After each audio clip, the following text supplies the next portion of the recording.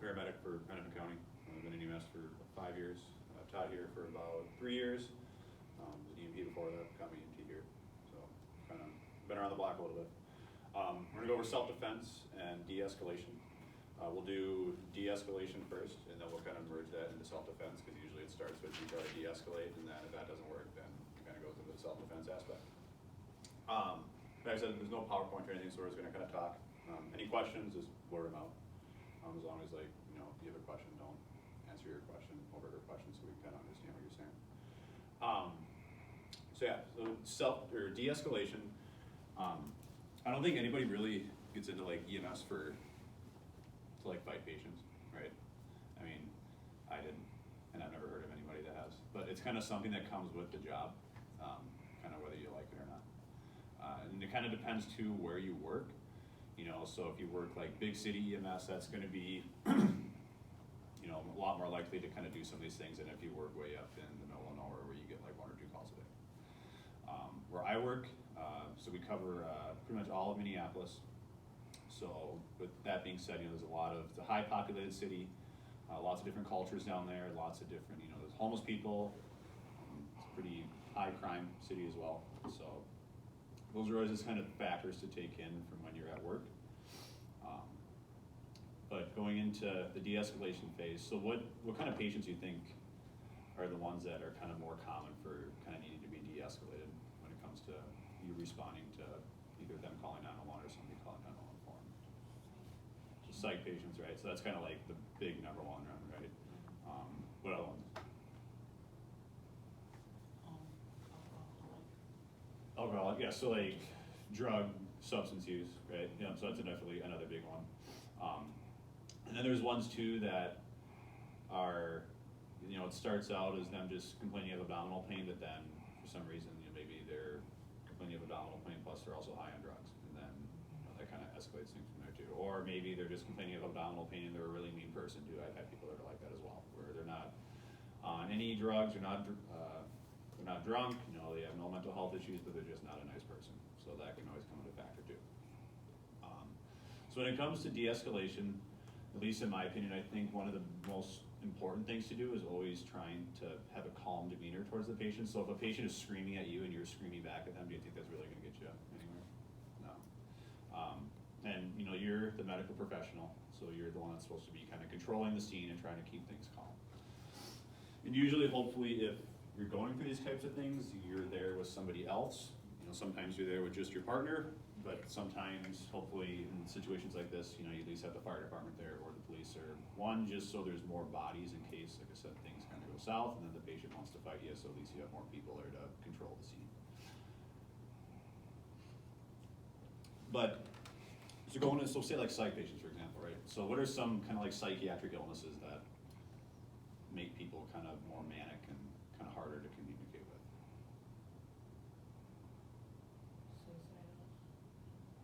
Like, so how about some like things you could be diagnosed with? It's like schizophrenia. Yeah, so schizophrenia, right? That's a big one. What's another big one?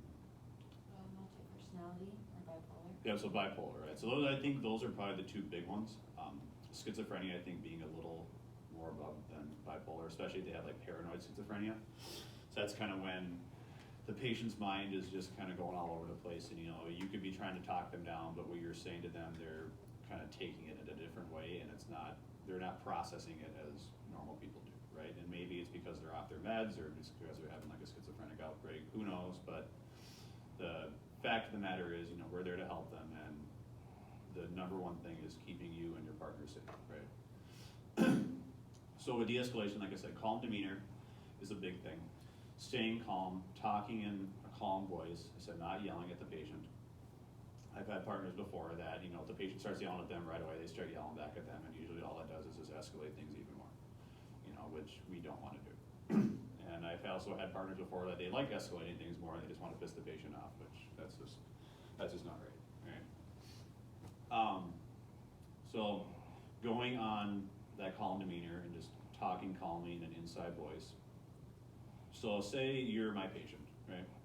And say you're having like a schizophrenic outbreak, okay? And you're super worked up, you know, you're moving your hands all over the place and you're yelling at me. Do you think if I'm assessing her, I want to be like like right here. No. So you want to try to keep your distance away from them, right? That's one thing to keep in mind too, also with talking calm, is keeping your distance. So again, if things do go south and they want to hit you or kick you or spit at you or whatever, hopefully that won't happen because you're keeping your distance from. And then it's always good to kind of know your surroundings too. So, you know, if you go into somebody's house and it's a huge house and you have to go up a staircase and you have to go through like a living room and you have to go through like a dining room and you have to go up another staircase, just kind of remembering the layout of homes. Because some like Minneapolis homes, for example, some of the really, really old ones that, you know, are like 4 stories, they're super small.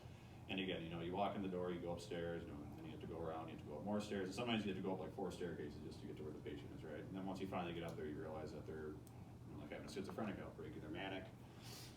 And just knowing your way out of that situation, if you need to get out of that situation, is really important. And then watching your surroundings too is another really big one. So, same thing, schizophrenic patient, you know, say they're sitting in a chair, just kind of watching what's around their chair. And usually if like law enforcement is on scene, they do a pretty good job of, you know, moving things away from the patient that they could be using as weapons towards us. But if law enforcement isn't there, just a good thing to keep in mind, just to, again, watch their surroundings, make sure there's nothing within reach of them that they can grab to hurt you. Something as like simple as like a pen or like a bat or anything that can be used as a weapon. Because a lot of things can be used as a weapon. But like I said, that keeping that distance from the patient is really, really important. And like I said, just talking, because sometimes if the patient hears you talking calm, it's going to want to start calming them down, right? But that's me saying sometimes. So say somebody's high on drugs, right? So say somebody smoked a bunch of meth. So that's kind of a different situation now because, you know, they don't have a mental illness, but their mind is under the substance of a drug, right? So same thing. They're going to be processing things different, and a lot of people react differently on different types of drugs too. So there's some people, you know, they smoke meth and they just become a super chilled out person because they're all high on meth. But then there's other people that, you know, smoke meth and now they're all super amped up and, you know, they think everyone's out to kill them and, you know, they really want to hurt people, stuff like that. And another really common drug for that, have you ever heard of a drug called K2? So K2 is like synthetic marijuana, right?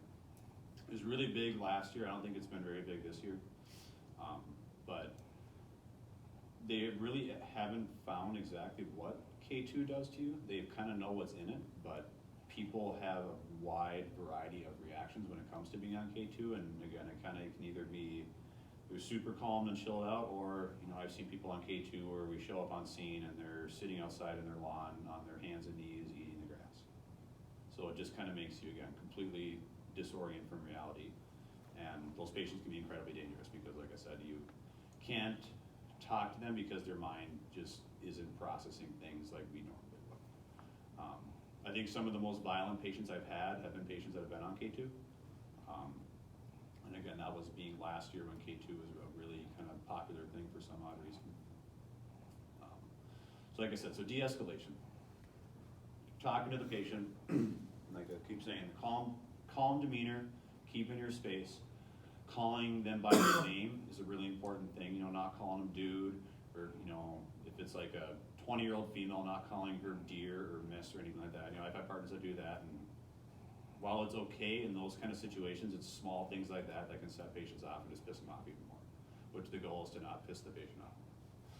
And then listening to the patient too. So if they're just rambling on, if you just keep interrupting them, again, that's just going to piss them off even more, right? Which is just going to keep escalating things more and more and more, which is what we don't want to do. So if you're in a situation, again, psych patients, drug addict patients, if the police aren't there, 9 times out of 10 in the metro area, police already get sent to those types of calls, so they're already there. But again, if you work in a totally different state or you work up north, I'm not sure how exactly things work up there, so it could be a little bit different. Is all this kind of making sense so far? What if you ran into someone you know that's like methed out or? Somebody you know? Yeah. So I've had one patient that I knew. It was a guy I went to high school with, and he wasn't a very good guy in high school. And when we got called to him because he was having a psychotic outbreak. I don't remember what he was diagnosed with, but he was supposed to be on medications for it, and he sold his medications for whatever reason. And he was just kind of manic. But he was my partner's patient, so I didn't really have to do much interacting with them. I'd say in that situation, depending on your relationship with that patient, it might be a good idea to have your partner take them instead. I know especially in that situation, if that was my patient, I'd probably want my partner to take them anyways, because I wouldn't really want to interact with them, because I feel that could either go, something that could go like really good, or it could go like really bad. You know, like I said, it kind of depends on your relationship with that person. But me personally, I would, like I said, if you were on that call, and that'd be just me, I'd be like, hey, could you take this person just because, you know, hey, I went to high school with them, or it's an ex-girlfriend, or, you know, something really weird like that. Good question. So, back to de-escalation. Like I said, calling them by their name and just explaining the situation to them and trying to listen to what their chief complaint is, you know. So they're high on meth, okay, so still trying to do your job, doing your assessment, you know, do you have any pain anywhere, you know, do you have any short of breath? Because I found sometimes when you do that, they kind of snap back into reality and listen to you, and they kind of figure out, okay, you know, this person is here to medically evaluate me, so they're, you know, like a good person, right? But like I said, sometimes that doesn't work.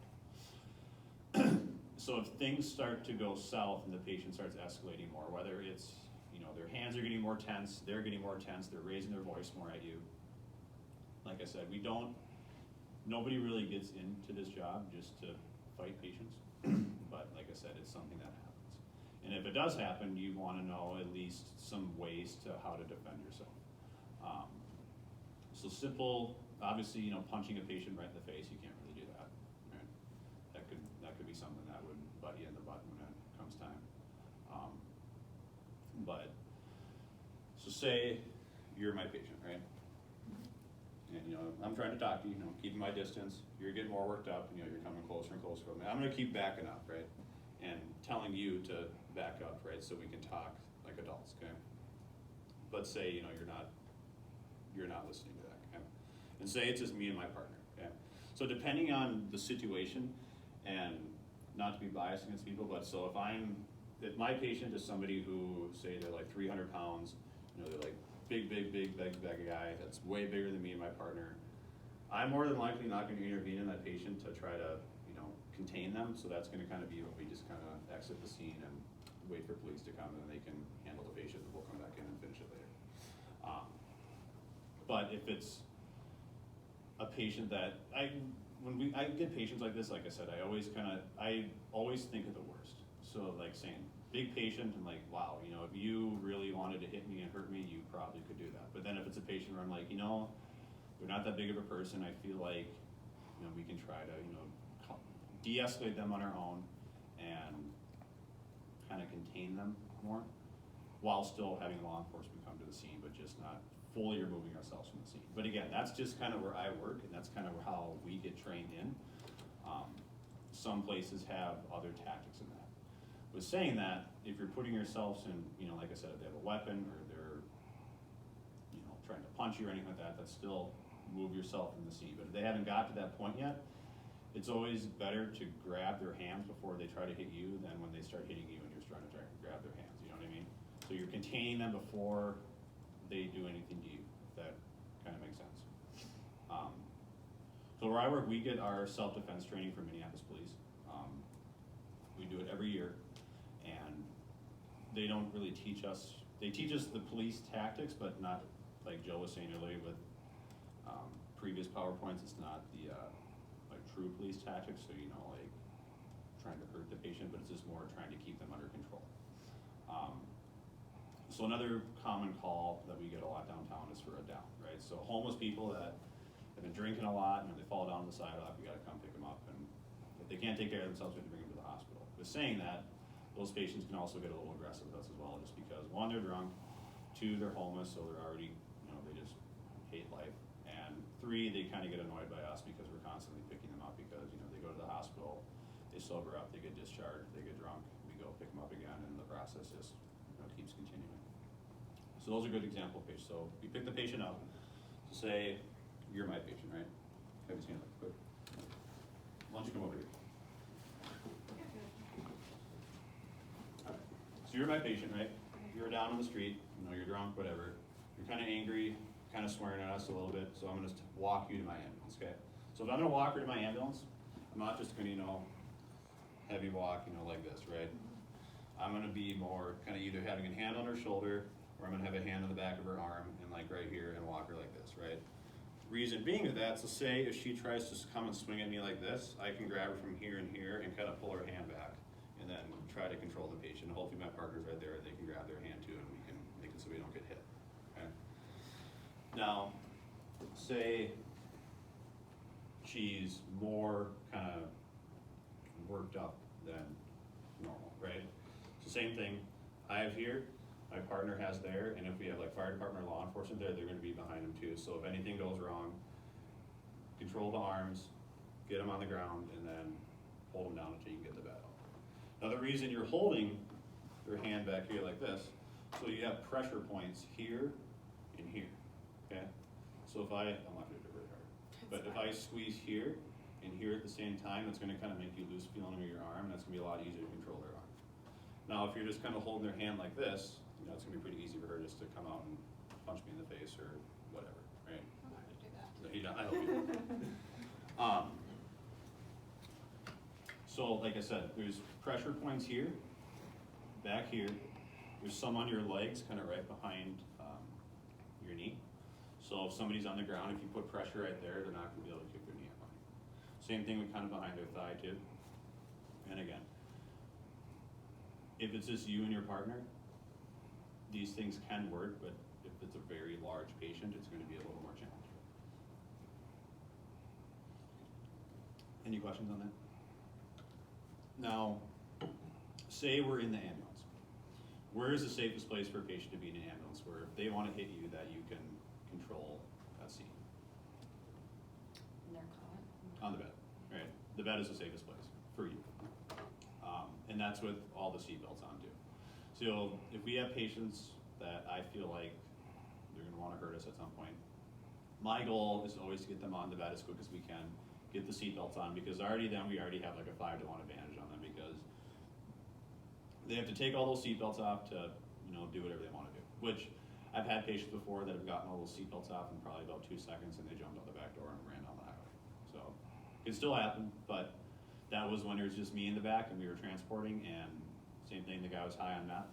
And there's kind of to the point where we'd already fought with him enough and he kind of calmed himself down, so we didn't restrain him or anything, but then halfway to the hospital, we were on Highway 100 and something kicked in his mind and he needed to get out of the ambulance. So by the time I was looking at my chart and I looked up, all the seatbelts were off, he jumped off the bed, he knew exactly where the handle for the door was, which a lot of people don't know. The door was open and away he went. And me and my partner just kind of stood there and waited and watched him run down the highway. Because at that point, it's already escalated to that point, I'm not gonna chase after him, I'm not gonna do anything like that. So we called for state patrol and wait for them to come there, and then we helped state patrol contain the patient. The only real complicated thing with that was we were going northbound and he was running southbound in the northbound lane, so he was running towards traffic, and there's a pretty high traffic, it was I think 8 o'clock, so just kind of right after rush hour. So that kind of caused another issue, but with that being said, I'm not gonna put myself in that situation because it's already happened to all this, so we're done until more people get here, because again, it's just me and my partner. And we're both safe, we're not in danger, so there's no really need to self-defend when the patient is running down the highway and chasing cars. But was saying, like I said, on the bed, all the seatbelts on, including the shoulder straps. A lot of people don't like to put the shoulder straps on, which I will say I do have some patients that I don't put the shoulder straps on, but that's different from, person complaining of a broken arm and we're driving them a block and a half to the hospital compared to a person high on meth who has already spit at us, screamed at us, they're gonna wear all the seatbelts. All the striker beds that we have here, this placement of the seatbelts, some agencies put them different spots. So where I work, our seatbelt placements, we have one that goes here, we have one that goes here, and then we have one that goes across here, and then we have the shoulder harnesses, right? And the shoulder harnesses, some of them come around like this, and then they lock into that one buckle. Ours come here, there's a buckle here, and the other one comes here, and there's a buckle here. So instead of just hitting one to take everything off at once, you have to hit 1, 2, and then a third one to get all of them off to be able to sit up. And then the ones that go around here, you know, where like the side rail is that comes up. So our beds have wings. So it's a plastic wing and there's like a little plastic handle. We can put the seat belt through that handle so the belt is kind of right above their knees. And like I was saying, you have pressure points there too. So if you put pressure there, they're not going to be able to kick their knees up and then get their, because even if you have the seat belts here and here, tight as possible, if somebody is worked up enough, they're going to get their legs out of there and then they're going to start kicking. Try to control patient's legs over patient's arms. Try to, I mean, all four you want to try to control, but patient's legs, try to have more people there because legs are stronger. And I would rather take a punch to the face and get kicked in the face, personally. Again, hopefully none of this ever happens to you while you're working because nobody wants to get punched in the face, but it's just something to keep in mind and it's something that has happened. I've been punched in the face twice by a patient. So one not really being a big deal, the other one was a guy on K2 and he was about 300 pounds and it didn't hurt me, but at the same time it kind of was like, wow, what was that? And then the situation, you know, it kind of was down here and then by that time it was like way up here. And that was a situation where it started with the verbal de-escalation. So type of call was girlfriend called for her boyfriend who had a seizure. Girlfriend and boyfriend were staying at the girlfriend's parents' house and they just got back from California. And it was about 2 in the morning. Girlfriend and boyfriend were sleeping in the bed together. Boyfriend bought K2 from California. Smoked it when they got back. Went to bed. Maybe he had a seizure from it. That's what the girlfriend at least stated. We got there so we got called for a seizure. So no mention of drug use, no mention of violent patient, anything like that, just a seizure. And when it was called in as an active seizure. So if it's an active seizure, Minneapolis starts us in the fire department. If it's just somebody that had a seizure but now they're awake and talking, they just send us. So luckily the fire department got sent as well because again there's an active seizure, supposedly. We get there, we go upstairs, the guy's in a bed, and I walked in the room first, introduced myself, and he was wearing nothing but his boxers. He was looked like he just took a shower because he was absolutely drenched in sweat. And there's me, and then there's a firefighter next to me. And as soon as he saw us, he was laying flat in bed, and he kind of sprung up it kind of looked like a frog because he didn't even really put his legs on the ground. He just kind of jumped up in bed and landed on the floor and was like, "Who are you guys?" And right away, again, situation now it's up here, where we wanted to be down here. So, like I said, started with the verbal de-escalation with introducing ourselves, asking him his name. He did tell us his name. And then just kind of asking him about what happened and explain to him that, your girlfriend was sleeping next to you, you had a seizure. She was concerned about you, so that's why she called us, because we're concerned about you now because we want to know why you had a seizure. And with saying some of that stuff, you can kind of tell that he was kind of talking in his mind, like, okay, I had a seizure, my girlfriend was right there, yeah, okay. So then, the situation's kind of starting to go down to here now. So, I'm starting to get a little, still on alert, but still kind of getting a little more comfortable, like, okay, we're kind of getting somewhere now. And then we started asking about his medical history and stuff like that. He answered some of those questions, but, he'd answer a question, then he'd kind of go back to kind of panic mode, and, who are we, why are we in this house, why are we in this room? And you got to keep in mind, too, with things like this, when, they're high on drugs or, again, mental illnesses, it's not just somebody dressed in plain clothes, waking up and, you have 2 police officers next to you, you have, multiple people in uniforms in your house now, and the last thing you remember was going to sleep and there's nobody there, and now you wake up and all these people are there, right? So that mixed with being on drugs is already going to kind of freak people out a little bit. But, like I said, I was talking in a calm voice, I was calling him by his name, explaining the situation. When he'd start getting worked up, I'd remind him that his girlfriend called us because that was somebody he knew and he trusted.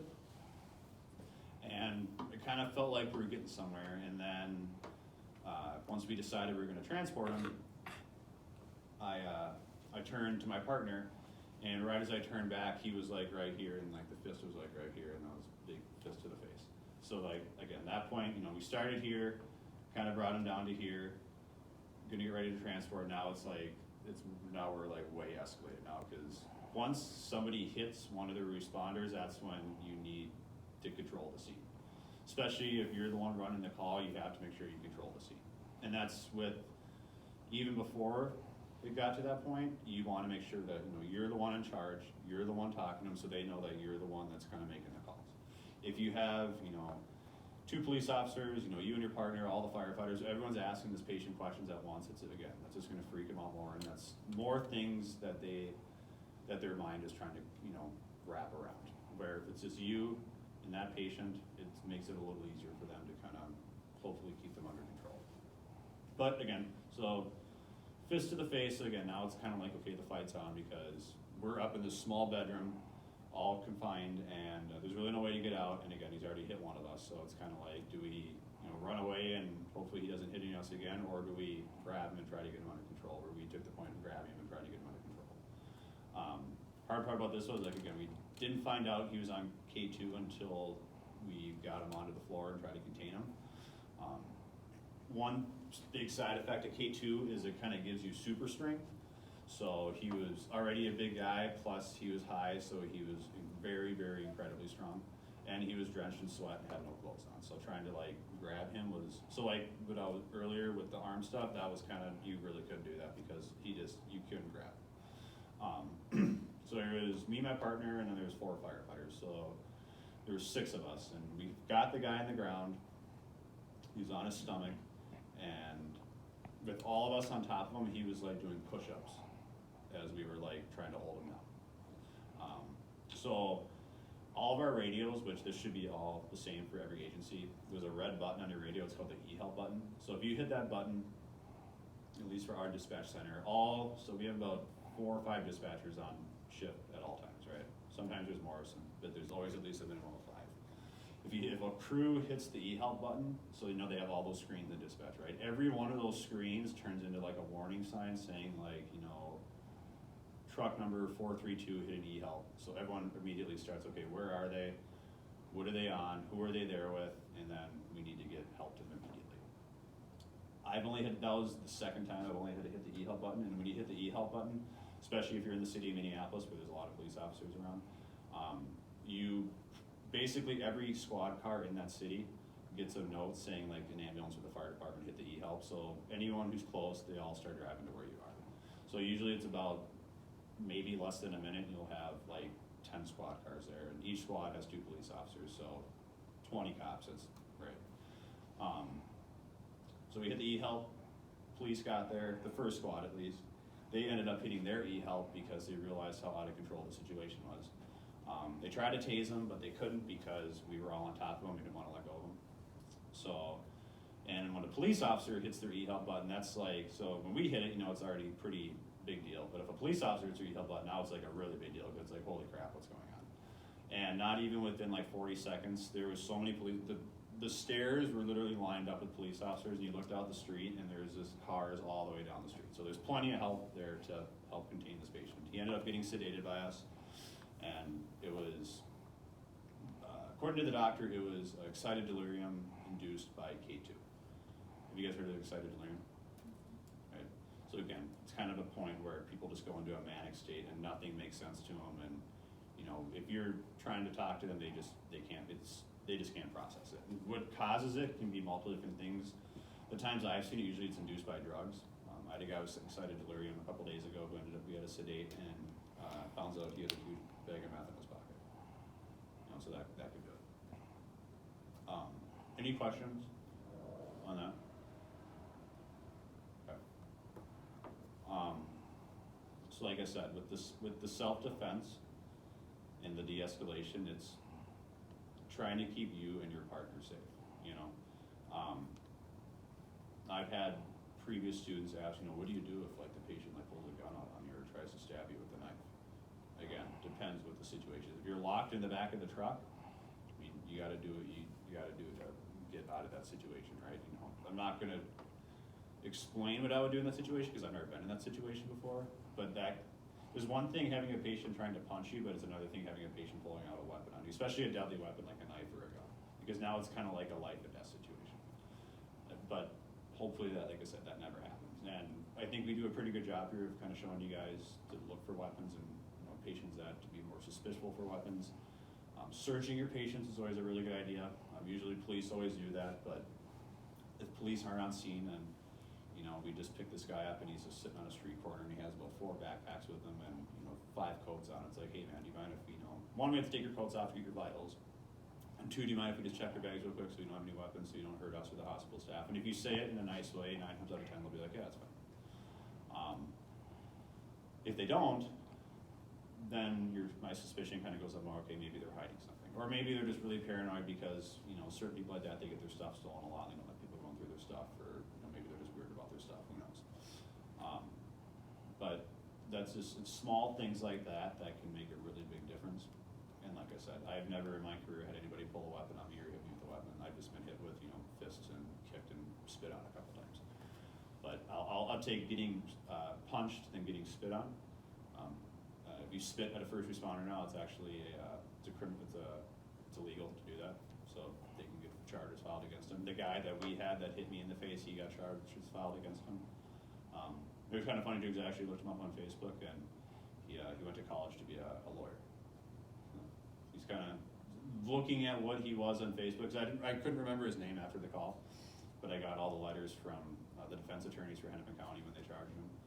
And I looked him up, and he actually seemed like a pretty well put together guy. It just kind of seems like he bought a drug that he shouldn't have bought and did something he shouldn't have done, and that ended up in him doing that. But the kicker for that call was the girlfriend. They were in California, and she said, "Oh, he just bought weed there." We're like, okay, but she said he bought weed at a gas station. We're like, okay, well, weed is legal in California, and they don't sell it at a gas station. So we're like, where is it?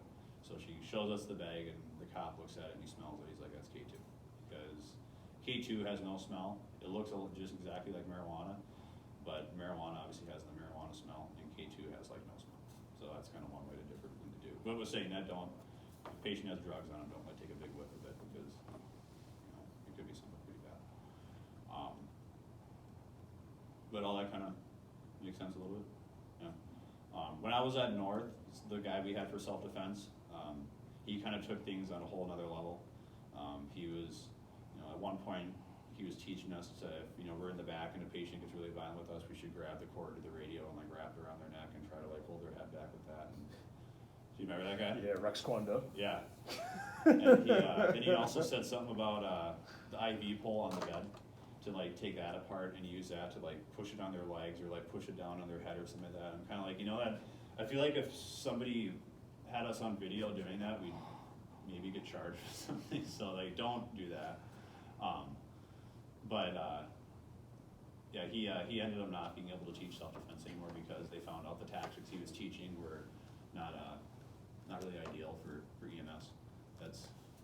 I think that's not even really ideal for law enforcement either. I don't really think a cop should be trying to strangle a patient with his radio cord or anything like that.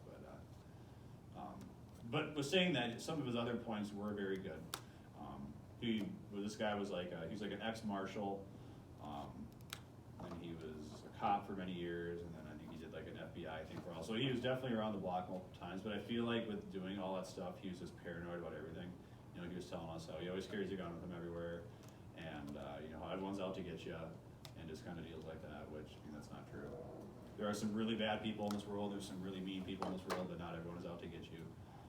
You could do 10 calls in a day, and all your patients can be really nice to you and really appreciate what you do. But at the same time, you could do 5 calls in a day, and all 5 of those patients end up getting restrained because they want to hit you or they're not being cooperative.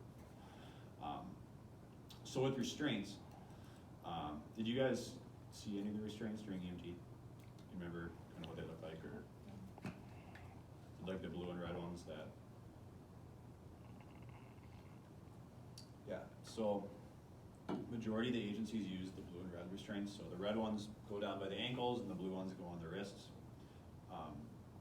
If you use those type of restraints, some people like to leave them on the bed. So if, again, you have a patient on the bed and they get really feisty, you already have them on the bed, and you can put them in the restraints really quick. Those restraints work really well, but the downside of them is they take a little bit to put on because they're double Velcro. So you have to, with just 2 people and a pretty good sized patient, trying to hold them down while your partner's trying to get the Velcro on could be a little bit of a task.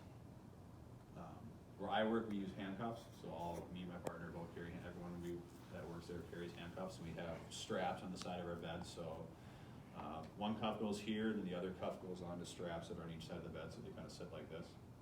those work really well. We also do have the red and blue restraints, we just got those a couple months ago. Fact being is because it looks kind of bad if you have like 89-year-old grandma who has really bad dementia who won't stop scratching us, and we have to restrain her just to keep her from scratching you, and you wheel her into the hospital and she's handcuffed to the stretcher. That just, our command staff thought that didn't really look ideal for, you know, the public and stuff like that, so then we got the soft restraints as well to use those if we need. But in situations when you need to get control of their arms quickly, the handcuffs work really well. But again, we're the only agency that I know of that uses handcuffs, so everyone else uses the soft restraints, which I said were great, but we kind of go more towards the handcuff route because just again, the area we cover, and you know, a lot of the calls are there by ourselves. So like I said, dealing with the downs and stuff that I was explaining about, usually those calls we get there first, and we try to handle it by ourselves because again, those calls, it's just, again, for somebody who's drunk, they have to go to the hospital, and again, 9 times out of 10, usually those patients are pretty cool if you know how to talk to them. You know, just because somebody is homeless doesn't mean that you have to disrespect them and, you know, look down on them and stuff like that. They're still a person, you know, you're there to help them. You're the medical professional, you're 911, so you're supposed to be the one that, you know, is above, you know, the public and dealing with these types of people.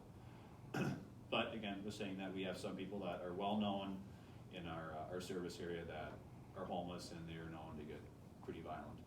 Especially, kind of seems like the more they drink, the more violent they can get. Since I've been working, I've gotten to know quite a few of the homeless people, and even some of them recognize me. And usually, you kind of build a little bit of a rapport with them. So we have one guy who he always kind of goes like this, like he's gonna hit you, but then kind of what's your mind? I'm like, hey man, we're just going to the hospital. And I'm like, don't you want to sober up and get a warm bed and, you know, not be stuck out in the cold? And like, they can get you like, you know, some turkey sandwiches when we get there and stuff like that. Oh, yeah, that sounds pretty good. It's like, okay. I'm like, you're not gonna hit me, right? He's like, oh no, I'm not gonna do that. I'm like, okay. But then like a minute later, he's like, hey, let's fight. It's like, no, we're not gonna do that, okay? Just, again, the respect, calling him by their name and just treating him like a person. That's what really makes a big difference. And again, this is the type of guy where we'll pick him up in the morning, or a morning crew will pick him up, he'll go in, get sober, get discharged at like 5, get some more alcohol, get drunk again, get picked up probably about like 3 in the morning, and then the process just keeps going. But like I said, those patients usually aren't a very big problem. But was saying that there's not, you know, like if you work up north, you're probably not gonna have a lot of homeless people to deal with. You know, it's just kind of a bigger inner city thing. And like I was saying, the calls that you get sent alone, those are usually known to be the ones that can escalate the most and get the most dangerous for you because you're there by yourself. So that's like, I can't emphasize it enough, just knowing your surroundings, watching the patient at all times, and just kind of feeling out the patient's initial vibe. That's kind of what I always do, especially if it's my patient. You know, when I initially talk to them, what is their facial expression? You know, or do they already look pissed off and they're already, you know, bitching about something, or are they nice and calm, their hands are in their lap, and you know, they're thankful that we're there to help them, you know, or they want our help. But yeah, any questions or all thoughts?